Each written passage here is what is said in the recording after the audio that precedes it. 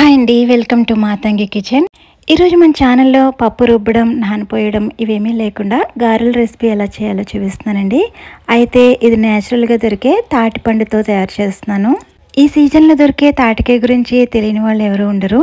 అయితే ఈ తాటిపండు గుజ్జుని ఒకేసారి తీసుకుని ఫ్రీజర్లో స్టోర్ చేసుకుని 4 రోజుల వరకు వాడుకోవచ్చు. నేను ఎలా తీసిన ఈ గుజ్జుని 1.5 కప్పు వరకు తీసుకుంటున్నాను.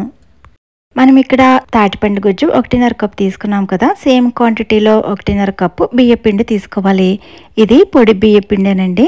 ఇప్పుడు దీనిలోకి 1 కప్పు వరకు తురిమిన బెల్లాన్ని తీసుకోవాలి. ఆల్రెడీ తాటిపండు గుజ్జు కొంచెం స్వీట్గానే ఉంటుంది కాబట్టి బెల్లం అన్నది ఇంకొంచెం తగ్గించుకున్నా పర్వాలేదు. ఇలా అన్నీ వేసుకున్న తర్వాత ఇదంతా కూడా బాగా కలిసేటట్టు కలుపుకోండి. ఇలా అంతా కలుపుకున్న తర్వాత దీంట్లో వేసిన బియ్యపిండి నానడానికి 15 నిమిషాల వరకు టైం పడుతుందండి. ఇలా మూత వేసి 15 నిమిషాలు దీన్ని నానబెట్టుకుందాం. 15 నిమిషాల తర్వాత నేను ఇక్కడ మూత తీస్తున్నానండి. ఇక్కడ పిండి కన్సిస్టెన్సీ అనేది కొంచెం గట్టిపడుతుంది. ఇలా నానబెట్టిన తర్వాత కూడా ఈ పిండి కన్సిస్టెన్సీ అనేది గట్టిపడలేదు అనుకుంటే కనుక 2-3 స్పూన్స్ వరకు పొడి బియ్యపిండిని యాడ్ చేసుకోండి. ఇప్పుడు ఇక్కడ చూపిస్తున్నట్టు పాలిథిన్ కవర్కి కానీ లేదా మిల్క్ ప్యాకెట్కి కానీ ఆయిల్ అప్లై చేసి చిన్న బాల్ సైజ్ అంతా పిండిని తీసుకుని ఇలా వడలాగా ఒత్తుకోవాలి. ఇలా ఒత్తుకుంటున్నప్పుడు మన చేతికి కూడా ఈ పిండి అనేది అంటికిపోకుండా ఉండడానికి ముందుగానే మన చేతికి కూడా కొంచెం ఆయిల్ బాగా రాసుకుని ఇలా ఇక్కడ చూపిస్తున్నట్లు రౌండ్ షేప్ వచ్చేటట్లు వడ కింద ఒత్తుకోవాలి. ఇలా ఒత్తుకున్న వడిని మీడియంగా హీట్ అయిన ఆయిల్లో డిప్ చేసుకోవాలి. చూస్తున్నారు కదా, ఆల్రెడీ నేను ఒకటి వేసాను.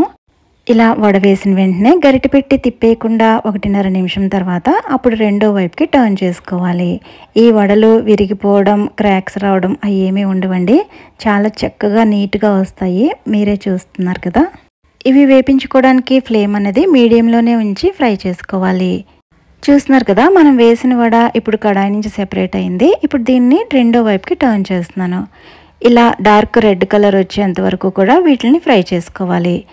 చూస్తున్నారు కదా, ఇలా డార్క్ రెడ్ కలర్ రాగానే స్టైనర్లోకి తీసుకోవాలి. ఇదే మాదిరిగా మొత్తం పిండి అంతా కూడా వడల కింద వేసుకోవాలి.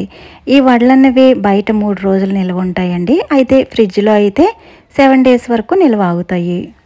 ఈ ఫెస్టివల్ సీజన్లో మనం చాలా రకాల నైవేద్యాలు చేస్తాము. అదే ఇన్స్టెంట్గా ఈ తాటిపండుతో నైవేద్యం చేసి అమ్మవారికి ప్రసాదంగా పెట్టుకోవచ్చు. ఈ వీడియో నచ్చితే కనుక లైక్ చేసి సబ్స్క్రైబ్ చేసుకోండి. Thank you for watching.